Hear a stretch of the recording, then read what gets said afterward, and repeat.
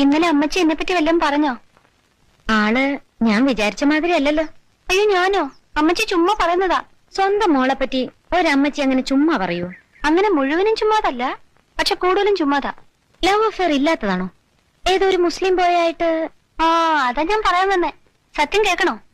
അഷ്റഫിനെ ഞാൻ കാണുന്നത്, അഷ്റഫ് എന്ന പുള്ളിക്കാരന്റെ പേര്, ഞാൻ എന്നും ടൈപ്പിന് പോകുന്ന വഴിക്ക് അഷ്റഫ് അവിടെ കണ്ട് നിൽക്കാറുണ്ടായിരുന്നു പോലും.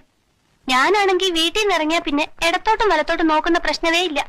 വീട് type writing institute, type writing institute വീട്, അങ്ങനെ. ഒരു ദിവസം അഷ്റഫ് എന്നോട് ചോദിക്കുക, ഞാനൊരു സാധനം തന്നാ വാങ്ങിക്കോന്ന്. എനിക്കങ്ങ് ദേഷ്യം വന്നു. എന്നാൽ എന്താ സാധനം എന്ന് നമ്മളൊന്ന് അറിഞ്ഞിരിക്കണമല്ലോ. അത് ആ നോക്കുമ്പോഴെന്താ ഒരു കത്ത്. കരണക്കുറ്റി നോക്കി ഒന്ന് പൊട്ടിക്കാൻ ആദ്യം എനിക്ക് തോന്നിയത്. പിന്നെ ഞാൻ ആലോചിച്ചു, അത് വേണ്ട. കത്തിൽ എന്താ എഴുതിയിരിക്കുന്നത് നമുക്കറിയണ്ടേ. പിന്നീട് ആ മനുഷ്യൻ കത്തോട് കത്താണ്. ഒരിക്കലും വാങ്ങിച്ചു പോയില്ലേ, പിന്നെങ്ങനെ